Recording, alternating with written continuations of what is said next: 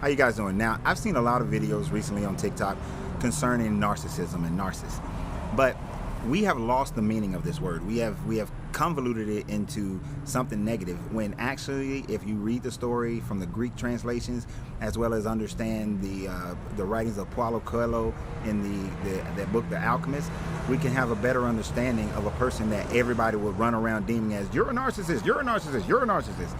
So let's get a deeper understanding of it. Now, from the original Greek mythology, you have a woman who was getting ready to have a baby. She was told that her baby will be beautiful and that he will live a long life as long as he never sees his own reflection. It's kind of weird, but so he didn't. Now, at the death of his own sister, and the fact that he wouldn't fall in love with the nymph Echo, Narcissus was punished by being placed at a crystal clear lake. And where, upon seeing the crystal clear lake, he saw his own self. It was the first time he saw himself, right? And he gazed at his own beauty, his own self, seeing the inner portions of himself.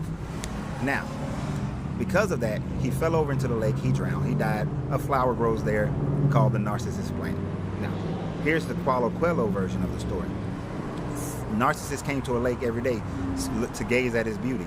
There were nymphs that was looking at him and wished that he would fall in love with them, but he never gave them that attention, or i.e. that validation.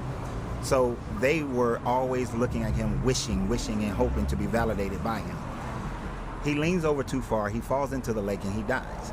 So the nymphs came and mourned at that spot continuously, until at one point the lady of the lake came up and was asking, why are you weeping? And he said, because Narcissus has died. But they said, you have been so privileged that you got to gaze upon his beauty all day, every day. But the lady of the lake said that, no, I never knew he was handsome, because within his eyes, I could see my own reflection, my own beauty, my own self. Now I want you to think about that for a second. The nymphs needed validation from Narcissus, because all they saw was his exterior beauty.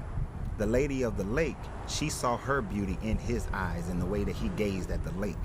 So she wasn't so focused on the fact that he was a handsome man looking at his own self, but she saw herself within him and was able to recognize her own beauty.